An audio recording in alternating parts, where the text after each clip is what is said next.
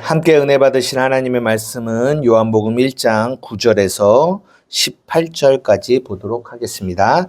우리 다 같이 함께 읽겠습니다. 시작. 참빛 곧 세상에 와서 각 사람에게 비추는 빛이 있었나니 그가 세상에 계셨으며 세상은 그로 말미암아 지은 바 되었으되 세상이 그를 알지 못하였고 자기 땅에 오매 자기 백성이 영접하지 아니하였으나 영접하는 자 곧 그 이름을 믿는 자들에게는 하나님의 자녀가 되는 권세를 주셨으니 이는 혈통으로나 육정으로나 사람의 뜻으로 나지 아니하고 오직 하나님께로부터 난 자들이니라. 말씀이 육신이 되어 우리 가운데 거하심에 우리가 그의 영광을 보니 아버지의 독생자의 영광이요 은혜와 진리가 충만하더라. 요한이 그에 대하여 증언하여 외쳐 이르되 내가 전에 말하기를 내 뒤에 오시는 이가 나보다 앞선 것은 나보다 먼저 계심이라 한 것이 이 사람을 가리킴이라 하니라. 우리가 다 그의 충만한 데서 받으니 은혜 위에 은혜로라. 율법은 모세로 말미암아 주어진 것이요 은혜와 진리는 예수 그리스도로 말미암아 온 것이라. 본래 하나님을 본 사람이 없으되 아버지 품속에 있는 독생하신 하나님이 나타내셨느니라. 아멘. 오늘도 저 먼 캐나다에서 예배하는 우리 식구들, 그리고 가정에서 예배하는 식구들, 또 이렇게 인터넷으로 보시는 식구들과 또 이 자리에서 함께하는 식구들에게 하나님의 은혜가 있기를 바랍니다.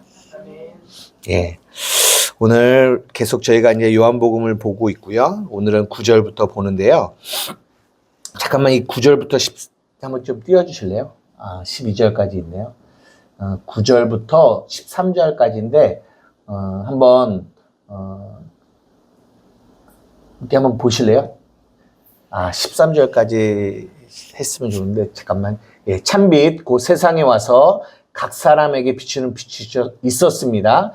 그가 세상에 계셨으며 세상은 그로 말미암아 지은 바 되었는데 세상이 그를 알지 못하였고 자기 땅에 오매 자기 백성이 영접하지 아니하였으나 영접하는 자 곧 그 이름을 믿는 자들에게는 하나님의 자녀가 되는 권세를 주셨으니 이는 혈통으로나 육정으로나 사람의 뜻으로 나지 아니하고 오직 하나님께로부터 난 자들이다. 여러분 이 9절부터 13절을 가만히 보시면서 이게 뭘 얘기하려고 하는 건지 혹시 한번 생각을 한번 해보실래요? 네. 무슨 얘기를 하려고 하는 걸까요? 9절 있는데 한번 띄워주세요. 네. 무슨 얘기를 하려고 하는 걸까요? 참빛 세상에 와서 각 사람에게 비추는 빛이 있었대요. 각 사람의 빛이 비춘대요. 그가 세상에 계셨고 세상은 그로 말미암아 지은 바 되었고 세상 되었는데 세상이 그를 알지 못한대요. 자기 땅에 왔어요. 근데 자기 백성이 영접지 않으냐였습니다. 근데 영접하는 자, 그 이름을 믿는 자들에게는 자녀가 되는 권세를 주셨대요. 근데 이는 혈통으로나 육정으로 난 것이 아니라 사람의 뜻으로 난 것도 아니고 하나님께로부터 난 자들이라 라고 얘기하고 계세요. 뭘 말하려고 하는 걸까요? 네, 알지 못하죠. 그러니까 두 부류가 나오는 겁니다. 영접하지 않는 자들과 영접하는 자들이 나와요. 그죠? 근데 영접하는 자는 어떻게 영접을 하게 되는 거죠? 네. 근데 13절이 뭐라고 얘기하냐? 13절 한번 띄워주세요. 이는 혈통으로나 육정으로나 사람의 뜻으로 나지 아니하고 오직 하나님께로부터 난 자들이 뭐한다? 영접을 한다라고 얘기하는 거예요. 그러면 이 이야기는 우리가 이 13절을 보지 않고 12절만 보면 두 부류가 나오는데 하나는 영접하지 않는 부류, 하나는 영접하는 부류. 근데 영접하는 자, 곧 그 이름을 믿는 자들에게는 하나님의 자녀가 되는 권세를 준다고 하는데, 우리가 이것을 그냥 율법의 눈으로 보면은 영접하는 주체가 누가 돼요? 내가 되는 거죠. 영접하지 않는 것도 나지만 영접하는 것도 내가 돼요. 근데 성경이 그거를 말하고 있지 않다라는 거죠. 그냥 겉으로 보면 그렇게 보여요. 영접하는 자, 그 이름을 믿는 자들은 하나님의 자녀가 된대요. 그러니까 내가 영접을 하니까 하나님이 내게 자녀의 권세를 주셨구나 라고 생각을 하지만, 지금 오늘 본문은 그런 얘기를 하고 있지 않고 13절에 이는 혈통으로나 육적으로나 사람의 뜻으로 나지 아니하고 하나님께로부터 난 자들, 오직, 한마디로 말해서 은혜다라는 얘기를 하고 있는 거예요. 저는 이 본문을 보면서 뭐가 생각이 나냐면 마태복음 13장에 씨 뿌리는 비유가 생각이 났어요. 똑같은 얘기예요. 지금도 각 사람에게 빛이 비춰지고 있다고 했잖아요. 근데 똑같이 각 사람에게 씨가 뿌려지고 있어요. 빛이 하나님의 말씀이잖아요. 그리고 이 씨도 하나님의 말씀이에요. 씨가 뿌려지고 있어요. 각 사람에게. 근데 두 부류가 나옵니다. 한 부류는 그 씨를 영접하지 않는 부류. 그게 누구냐? 돌짝밭, 길가밭, 돌짝밭, 가시덤불. 영접하지 않는 부류. 또 한 부류는 영접하는 부류. 누구? 좋은 밭. 근데 우리가 예전에 이 씨 뿌리는 비유를 어떻게 이해했냐면, 영접하지 않는 부류, 돌짝밭, 길가밭, 가시덤불. 근데 영접하는 것, 좋은 밭, 이것을 누구가 주체가 된 거예요? 내가 주체가 되어, 영접하지 않고 길가밭, 돌짝밭, 가시밭 된 것도 나지만, 그런 내가 열심히 나를 갈고 엎어서 영접하는 거, 좋은 밥 되는 것도 주체가 누구였다? 나였다라는 거예요. 나. 그러면 거기에는 은혜가 있어요, 없어요? 없어요. 없어요. 똑같은 얘기예요. 오늘 본문이랑 마태복음 13장이랑 그 씨 뿌리는 비유. 그러나 우리는 너무나 오랫동안 마태복음 13장의 비유를 그렇게 이해하고 있었어요. 그렇게 이해하고 있다라는 말은 그 말씀 안에 뭐가 없다? 은혜가 없고 진리가 없었다라는 거예요. 그런데 요한복음 1장 12절도 영접하는 자, 그 이름을 믿는 자들에게 하나님의 자녀가 권세가 준다라고 하니까, 그 영접하는 자의 주체가 또 내가 되어서 내가 영접하는 거지. 내가 영접하는 거지. 내가 믿는 거지. 라고 생각을 하고 오늘 본문을 보면 오늘 본문을 완전히 거꾸로 보게 된다는 거죠. 그러면서 14절에 뭐라고 얘기하냐? 말씀이 육신이 되어 우리 가운데 거하심에 우리가 그의 영광을 보게 됐는데, 아버지의 독생자의 영광이래요. 이 독생자라는 말은 외아들 이런 말 뜻도 있지만, 유일한 그 아버지를 볼 수 있는 유일한 영광인데, 그 영광 안에 뭐가 충만하더라? 은혜와 진리가 충만하다라는 거예요. 18절에 본래 하나님을 본 사람이 없으되 아버지 품속에 있는 독생하신 하나님이 나타나셨다라고 얘기해요. 하나님을 본 사람이 없어요. 하나님을 볼 사람이 없는데, 그 하나님을 율법으로 보니까 그 하나님은 뭐가 없는 하나님이에요? 은혜와 진리가 없는 하나님이에요. 하라 하지 말라의 하나님이에요. 선과 악의 하나님이에요. 잘하면 복 주고 잘못하면 벌 주는 하나님이에요. 어떤 하나님이에요? 왜곡된 하나님이에요. 그러니까 예수님이 이 빛이 오기 전까지는 모두가 다 믿는 하나님이 그런 하나님이었다라는 거예요.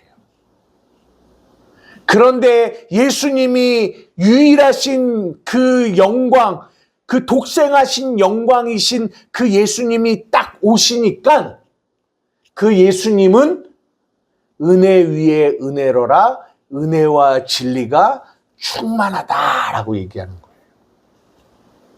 그러니까 그 예수님을 통해서만 누구를 볼 수 있다? 아버지를 볼 수 있는데 그 아버지는 어떤 아버지냐? 은혜와 진리가 충만하신 아버지였다라는 얘기를 성경이 얘기해 주고 있는 거예요. 그러나 우리는 너무나 오랫동안 이 씨 뿌리는 비유와 같이 하나님의 말씀을 읽으면서 그 안에서 만난 하나님은 다 어떤 하나님이다? 은혜와 진리가 없는 왜곡된 하나님 아버지를 우리는 만나고 믿고 있었다라는 거예요. 이거 무슨 말인지 이해가 되세요? 그러니까 그렇게 신앙생활을 하니까 신앙생활을 10년을 하고 20년을 하고 30년을 하면 할수록 우리의 상태는 어떤 상태냐? 은혜가 점점점 메말라가는 신앙생활을 해요. 은혜가 메말라가는. 은혜가 우리의 삶에 없어지는 신앙생활을 하게 된다는 거죠. 이게 문제예요. 그래서 오늘 본문이 우리에게 말씀해 주고 싶은 거는 그 말씀, 그 진리, 그 빛, 그 생명 안에는 뭐가 충만하다? 은혜와 진리가 충만합니다. 라는 얘기를 해주고 싶은 거예요. 한번 우리의 삶을 좀 돌아봤으면 좋겠어요. 은혜와 진리가 우리의 삶에서 왜 자꾸만 없어지는지. 왜 우리 안에 은혜가 없어지는지.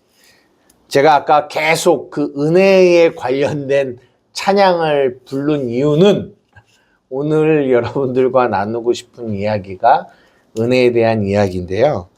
우리가 이 은혜에 대한 이야기를 할 때 왜 우리의 삶에 은혜가 없어지느냐를 알려면 어디가 가장 좋을까 생각을 해봤는데 로마서 4장입니다. 한번 볼까요? 로마서 4장 4절에서 8절입니다. 로마서 4장 4절에서 8절입니다. 우리 다 같이 한번 읽어보겠습니다. 시작. 일하는 자에게는 그 삭시 은혜로 여겨지지 아니하고 보수로 여겨지거니와 일을 아니할지라도 경건하지 아니한 자를 의롭다 하시는 이를 믿는 자에게는 그의 믿음을 의로 여기시나니 이란 것이 없이 하나님께 의로 여기심을 받는 사람의 복에 대하여 다윗이 말한 바 불법이 사함을 받고 죄가 가리워짐을 받는 사람들은 복이 있고 주께서 그 죄를 인정하지 아니하실 사람은 복이 있도다 함과 같으니라. 4절 보십시오.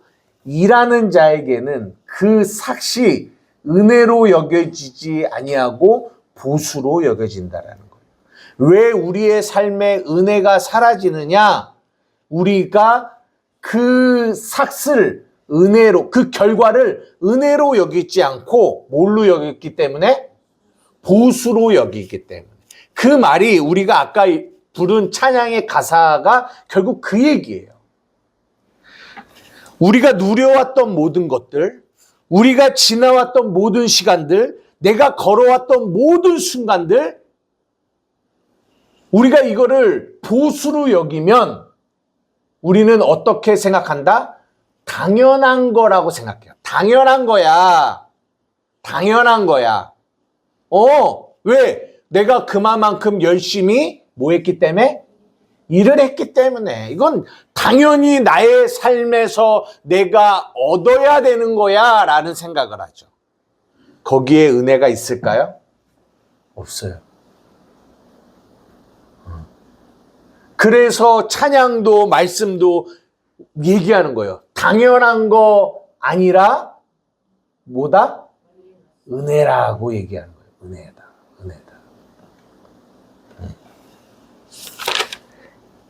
이거 먼저 볼게요. 에베소서 2장 8절에서 9절. 우리 다 같이 한번 읽어보겠습니다. 시작. 너희는 그 은혜에 의하여 믿음으로 말미암아 구원을 받았으니 이것이 너희에게서 난 것이 아니요 하나님의 선물이라. 행위에서 난 것이 아니니 이는 누구든지 자랑하지 못하게 합니다. 우리가 구원을 뭘로 받았어요? 예, 하나님의 선물이죠. 그게 구원이죠. 근데 그걸 뭘로 받았어요? 예? 믿음으로 받았는데요. 믿음으로. 근데 이제 아까처럼 영접하는 자, 그 이름을 믿는 자들에게 하나님의 자녀가 되는 권세를 주셨다고 하잖아요. 근데 이게 당연한 거야 라고 생각하게 되는 거는 자꾸만 내 뭐가 들어가요? 행위가 들어가는 거죠. 근데 여기서 말하는 행위는 믿음을 말해요. 내가 믿었잖아. 내가 영접했잖아. 내가 믿었잖아. 내가 충성했잖아. 내가 열심히 신앙생활 했잖아. 내가 믿음 생활 했잖아. 그러니까 그렇게 하다 보니까 이제는 구원이 어떤 상태가 되냐? 구원은 당연한 거야. 당연히 내가 받아야 되는 거야. 내가 안 받으면 누가 받겠어? 이렇게 되는 거예요. 처음에는 은혜로 우리가 하나님이 나를 구원해 주셨어. 하나님이 나를 구원해 주셨어. 그 감격과 은혜와 감사로 살아가다가 신앙생활이 10년이 지나고 20년이 지나고 30년이 지나면 그 믿음이라는 거를 이제는 내가 뭐하냐? 소유화해요. 무슨 말이에요? 나에게서 난 것이라고 생각해요. 나에게서 난 것이다.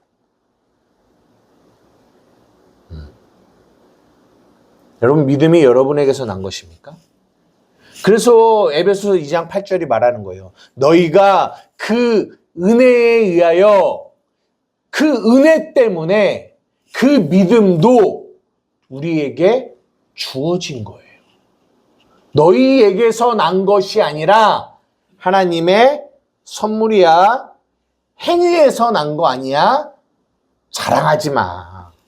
그러니까 내가 믿음이 높다, 믿음이 크다, 어쩌다 자랑하지 말라는 거예요. 왜? 그거 너에게서 난 것이 아니라는 거예요. 아까 로마서 4장을 다시 한번 가볼래요? 일하는 자는 그 삭을 은혜로 여기지 아니하고 보수로 여겨요. 그래서 그들은 당연하다고 생각해요. 근데 그러지 않는 자들이 있어요. 누구냐? 일을 아니하는 자, 또 일할 것이 없는 자. 일을 아니하는 자, 일한 것이 없다라고 하는 자. 근데 여러분, 이 사람들은 진짜 일을 안 한 걸까요?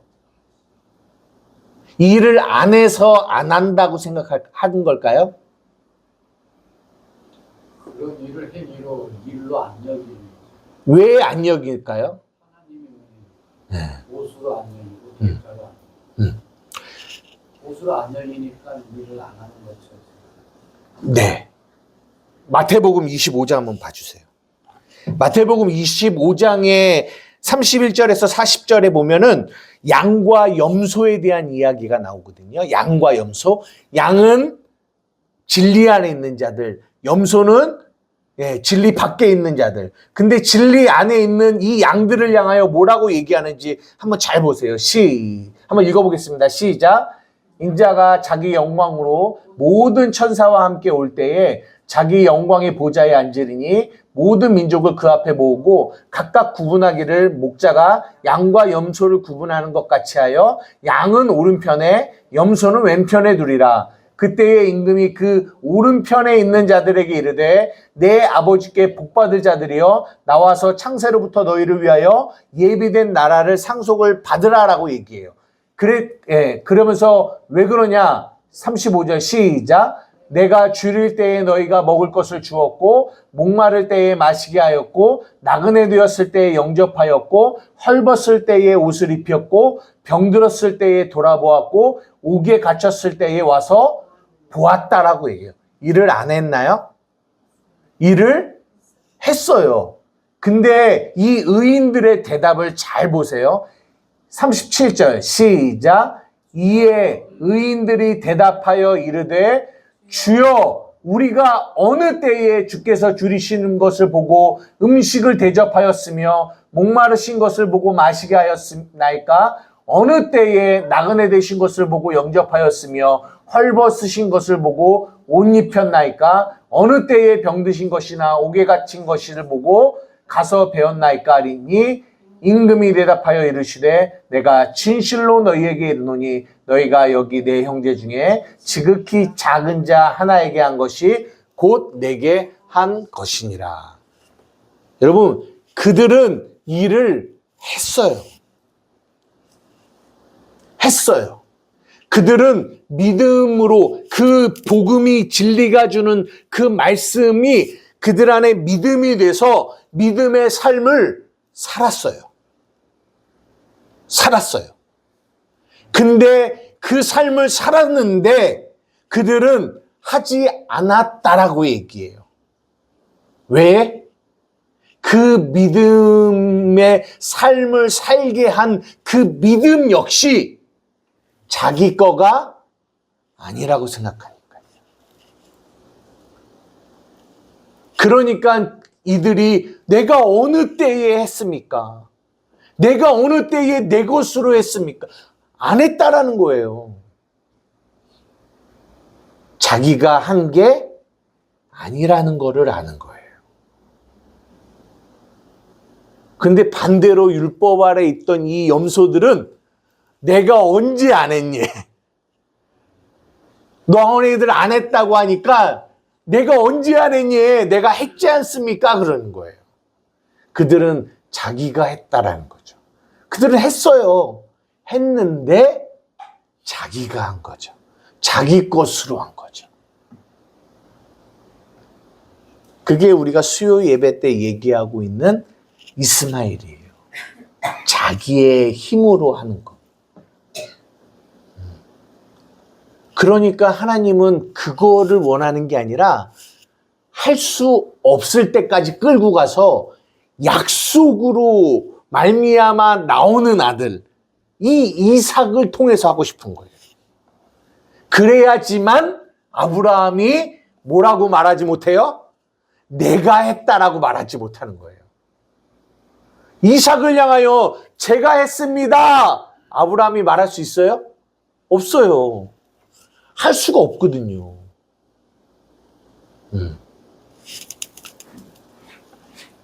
여러분, 우리는요, 자꾸만 하나님의 것을 도둑질해요. 믿음 누구 거라고요? 하나님의 것이에요. 은혜로 우리에게 주어진 거예요. 그런데 그 믿음을 우리는 우리 거라고 해요. 내 거야. 내 거야. 내가 그 믿음으로 하나님을 섬겼어. 이런 일을 했어. 그 믿음으로 이렇게 했어. 성경이 그것을 뭐라고 얘기하냐? 도둑질이라고 해요. 그리고 그 믿음으로 해서 한 것들에 대하여 그 믿음으로 한 모든 것들이 삶으로 나타날 때 그들은 뭐라고 얘기하냐? 이것은 당연한 거야. 내 믿음의 결과야. 내가 믿음으로 살았기 때문에 생겨진 거야. 그래서 그들의 삶에는 점점 뭐가 없어져요? 은혜가 없어지는 거예요. 은혜가. 그러면 그들의 삶에는 오롯이 뭐가 남아요? 그들에게는 자신의 행위만 남아요. 행위만. 그러면 한번 마지막으로 생각을 해봅시다. 그러면 어떻게 해야 내 삶에 은혜가 넘칠까요? 오늘 여기까지만 한번 보고 마칠게요. 그러면 보십시오. 왜 우리의 삶에 은혜가 없어지는지를 봤어요. 왜요? 일을 했거든요. 그 삭을 은혜로 여기지 아니하고 보수로 여기거든요. 행위로 여기거든요. 내가 했다라는 거거든요. 그러니까 그들의 삶에는 행위만 남고 은혜가 사라지는 거거든요. 내가 했어. 내가 믿었어. 내가 영접했어. 은혜가 사라져요.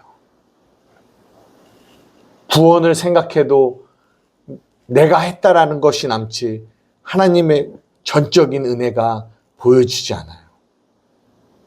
내가 살아가는 모든 삶들을 봐도 내가 한 행위가 보이지 그 안에 하나님의 은혜가 보이지 않아요. 당연하게 여깁니다. 그러면 그런 우리의 죄 가운데 그게 죄된 삶이잖아요. 그런 죄된 삶에서 우리의 삶에 하나님의 은혜가 회복되어지려면 여러분 어떤 일이 발생해야 될까요? 한번 생각해 보세요. 내 삶에 은혜가 사라집니다. 근데 은혜가 사라지는 이 삶에서 내 안에 은혜가 회복되어지려면 하나님이 반드시 어떤 일을 하시거든요. 어떤 일을 하실까요? 에? 광야로 왜 보내시는 거죠? 그렇죠? 그게 광야를 보내시는 이유예요. 그러면 광야는 뭐예요?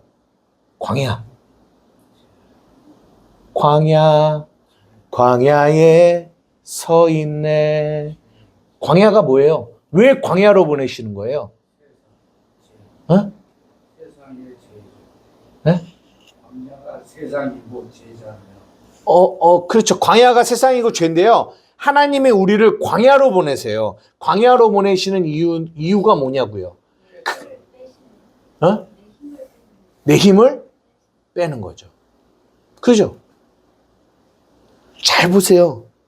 우리의 삶에 은혜가 넘치려면 아까 은혜가 넘치지 않는 이유가 뭐냐?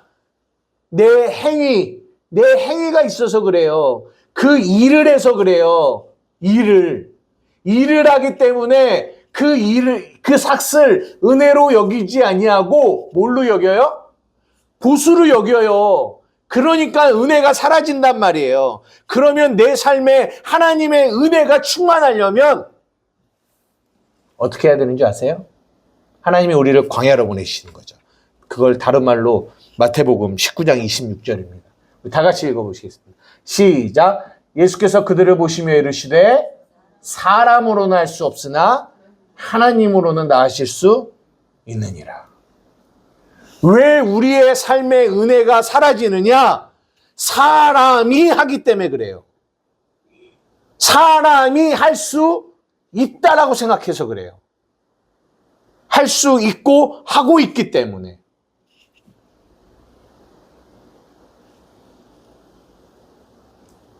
예를 들어 보겠습니다. 제가 저 뒤에 있는 사람한테 물 좀 갖다 줘. 물 좀 갖다 줘. 그러면 그 사람이 할 수 있어요, 없어요? 할 수 있죠.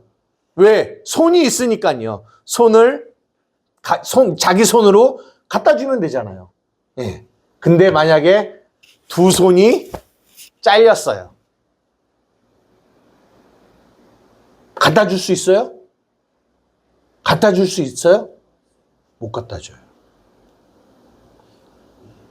저기 가게에 가서 뭐 좀 사와. 그러면 갈 수 있어요. 왜?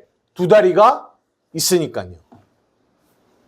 근데요, 두 다리가 잘려요. 갈 수 있어요? 없어요. 두 눈이 뽑혀요. 갈 수 있어요? 못해요. 여러분, 제가 지금 은혜를 얘기하는 거예요. 은혜. 여러분, 은혜가 뭔지 알아요? 사지가 절단되고 두 눈이 뽑히는 것이 은혜예요.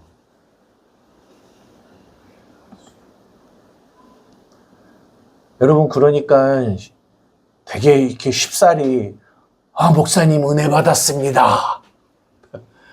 은혜 받았습니다. 라고 말하시면 안 돼요. 은혜 받았다라는 말은 내 눈이 뽑히고 내 사지가 절단되었다는 얘기예요. 무슨 말이에요? 나의 힘으로는 아무것도 할 수 없음을 그 상태가 된 거예요. 왜? 그 상태가 돼야 하나님이 하실 수 있다라는 은혜가 보수로 여겨지지 아니하고 은혜로 여겨지게 되는 거예요. 그 전까지는 내 손과 내 발로 내 눈으로 무언가를 해보려고 해요. 그러니까 마태복음 6장인가요? 5장인가요? 간음 얘기하면서 네 눈이 뽑히고 네 다리, 손이 잘리고 그런 얘기가 나오잖아요. 은혜라고 하는 거는 하나님이 하시는 거예요. 우리의 삶을. 근데 왜 우리의 삶에 은혜를 깨닫지 못하느냐? 다 내가 하고 있다라고 생각하니까. 내가 하고 있다라는 생각하니까. 당연한 거니까. 당연한 거니까. 당연한 거야. 당연한 거 없어요. 근데 우리는 당연하다고 생각해요. 우리가 숨 쉬는 거 당연하다고 생각해요. 우리가 건강히 있는 거 당연하다고 생각합니다. 부모가 주는 은혜 당연하다고 생각해요. 우리는 다 당연하다고 생각해요.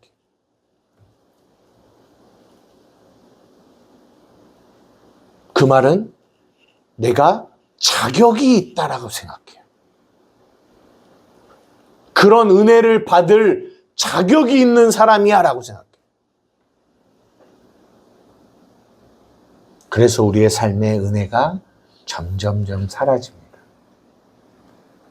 근데 하나님이 그런 우리를 상실한 마음으로 내버려 두지 않으시고 우리의 눈을 자르고 뽑고 우리의 팔과 다리를 절단시키세요. 이거는 진짜로 자른다라는 얘기가 아니라 우리의 할 수 없음을 드러내세요. 할 수 없음.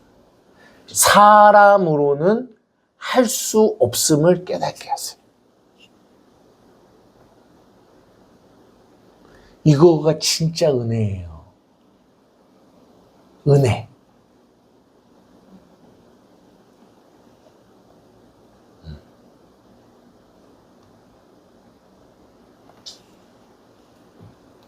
그래서 옛날에 막 그런 얘기들 많이 있었어요. 목사님, 제가요, 이 사회에서 돈 이만큼 벌면 내가 주를 위해서 뭐를 하겠습니다. 네, 막 그렇게 말해요. 그런데 하나님이 그를 그 세상에서 모든 거를 할 수 있는 그 삶에서 팔과 다리를 다 자르시고 아무것도 할 수 없는 자로 만드세요. 그게 은혜라니까요. 만약에 그 사람이 그 마음의 상태에서 신앙생활을 하고 그 안에서 진짜 많은 것을 그가 가지고 있었다면 그는 그것으로 그 삭을 은혜로 여기지 아니하고 보수로 여겨서 그거로 그들은 멸망할 거라니까요. 그런데 진짜 예수 믿는 사람들은요, 광야의 길을 걷는 사람이에요. 팔과 다리가 잘리는 거예요. 무슨 말이냐면 물론 팔과 다리가 있죠. 그러나 하나님이 공급하시지 않으면, 저 하늘에서 만나와 메추라기가 떨어지지 않으면 아무것도 먹을 수 없어요. 반석을 쳐서 물을 내지 않으시면 아무것도 마실 수 없어요. 그게 광야예요. 불기둥과 구름기둥이 인도하지 않으면 어디로 갈 수 있을지를 몰라요. 내가 선택할 수 없어요. 이거를 은혜라고 얘기합니다. 은혜. 그러니까 성경은 그 은혜가 충만하다라고 얘기합니다. 은혜와 진리가 충만합니다라고 얘기합니다. 그러니까 여러분들이 잘 분별하셔야 돼요. 이 은혜와 진리의 말씀을 전달했는데 여러분이 이야 그래? 한번 내가 해보자. 내가 할 수 있겠다. 내가 목사님이 이 말씀하셨는데 내가 할 수 있겠구나. 목사님이 사랑하라고 하는데 그래 사랑해보자. 누구 사랑하면 될까요? 성경을 잘못 보는 거예요. 그러니까 마태복음 19장에 이 부자 청년이 제가 모든 것을 내가 했습니다.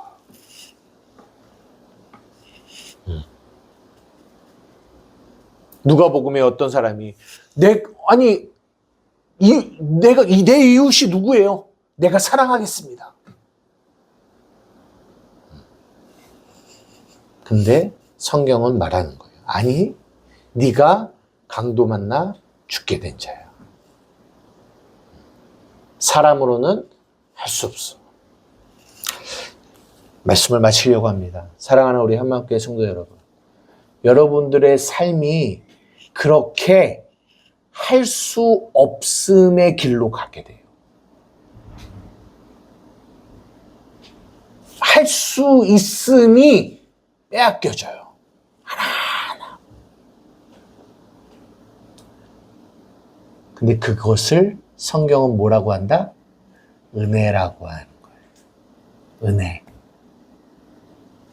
여러분에게 여쭤보고 싶습니다. 여러분, 은혜 받고 싶으세요? 은혜 받고 싶으세요? 여러분의 삶이 은혜 받고 싶으세요? 그 은혜가 충만하고 싶으세요? 예수를 보니 그 예수의 삶에 은혜가 충만하더라. 그 은혜가 충만하니까 십자가로 가는 거예요. 죽으러 가는 겁니다. 죽으러 간다고요. 그것을 은혜라고 얘기합니다. 우리가 죽어야 사는 거예요.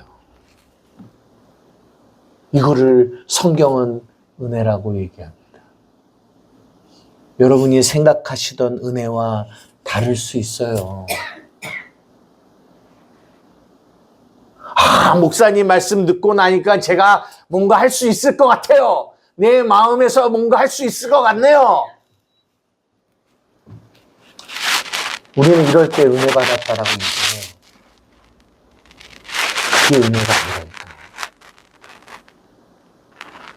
할 수 없음으로써 더 이상 고수로 여기지 않는, 나의 자격을 찾을 수 없는 행위에서 난 것이 아님을 폭로되어진, 이것을 은혜라고 얘기합니다.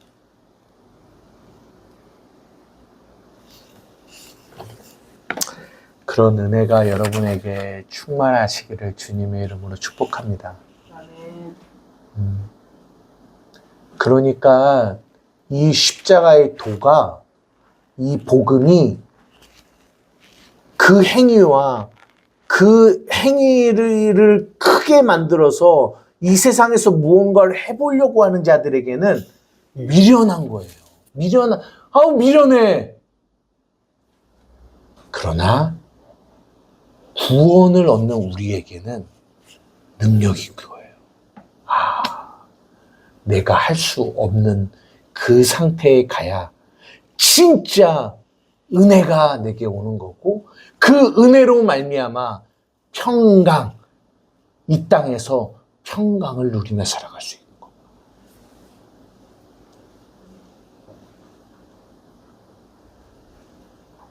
저는 저희 자녀들이 그 은혜와 평강이 충만하기를 기도합니다.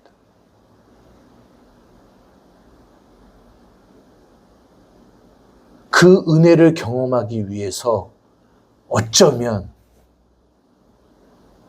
우리가 원하지 않는 길로 갈 수도 있어요. 내가 생각하고 내가 바라는 그 길이 아닐 수도 있다고요. 그러나 사람으로는 할 수 없다라는 이 복음의 진리를 깨달아야 그 빛이 비춰서 내가 빛이 아니고 내가 주인이 아니고 내가 왕이 아니고 내가 내 삶에 내가 주인이 아니라는 것을 깨닫게 되고 그 안에서 내 힘으로 살아갈 수 없음을 깨달을 때 그때 진정한 은혜가 우리에게 경험되어지는 거예요.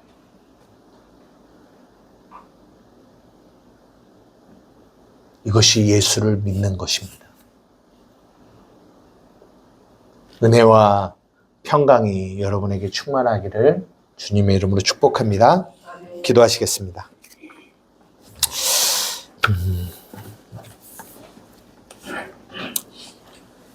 우리는 그 하나님을, 그 아버지를 왜곡해요. 우리는 그 하나님이 어떤 자신의 큰 무언가를 해줄 수 있는 능력의 어떤 그 요술 램프의 징이와 같이 막 그 램프를 막 문질러면 징이가 막 나타나서 내가 너에게 무엇을 해줄까? 소원을 빌어봐. 그러면 소원을 말해서 하나님 이거 해주세요 하면 해주는 그런 하나님으로 요술램프와의 진이와 같은 하나님을 우리는 믿고 있어요. 그리고 그렇게 소원이 들어지는 것을 은혜 받았다라고 생각해요. 성경은 반대예요. 반대. 그런 기독교는 없어요. 그런 아버지는 없어요. 그런 예수님은 없어요. 우리가 그의 영광을 보니 독생자의 영광이요 은혜와 진리가 충만합니다. 사랑하는 우리 한마음교회 성도들의 삶이 그 은혜로 가지는 여러분들 되기를 주님의 이름으로 축복합니다. 그러면 예수 믿는데 무조건 그러면 이렇게 막 물질도 없어지고 고생을 막 엄청 많이 해야 되고 이러는 겁니까? 아니요, 그러는 거 얘기하는 거 아닌 거 아시죠? 네, 그런 얘기하는 거 아니에요. 예수 믿는다고 다 그러면 그렇게 되어지는 것이 예수 믿는 거냐? 그런 거 아니에요. 모든 것이 하나님의 은혜임을 깨달으면서 가는 걸음들이라는 거예요. 부하나 부해도 그것이 은혜요. 빈해도 그것이 은혜요. 강해도 그것이 주의 은혜요. 약해도 그것이 주의 은혜라. 살아도 주를 위하여, 죽어도 주를 위하여 죽나니 사나 죽으나 주의 것임을, 주의 은혜임을 깨달으면서 살아가는 것. 당연한 것이라 여기지 않고 은혜임을 깨달아 날마다 그분의 은혜 앞에 감사하며 살아가는 삶. 이거 얘기하는 거예요. 하나님, 은혜로 살게 하여 주십시오. 우리 사랑하는 한마음교회가 은혜로 살게 하여 주십시오. 그러니까 저는 아까 그 찬양이 제 마음에 은혜로다 주의 은혜 날 살리신 주님의 그 은혜라. 그 은혜에 내 마음에 영원히 나를 붙들고 가는 거예요. 붙들고. 그리고 그 은혜가 평생 나를 뭐하냐? 일으켜 세우세요. 그 은혜가. 은혜구나. 내 삶이 연약함 가운데 가더라도 은혜구나. 은혜구나. 그 은혜가 나를 붙들고 나를 일으키시는 힘이 있게. 저는 그렇게 우리 성도들이 일어났으면 좋겠어요. 왜 내 삶이 이렇지? 왜 내 삶이 이렇게 자꾸만 힘들지? 아니요. 은혜라니까요. 그곳에 은혜가 충만하다니까요. 그 은혜가 나를 일으키고 붙드는 거예요. 하나님, 은혜로 살게 하여 주시옵소서. 은혜로 일어나게 하여 주시옵소서. 이 은혜로 이끌림 받는 삶이 되게 하여 주시옵소서. 우리 주님의 이름 한번 부르며 기도하며 나가시겠습니다. 주여!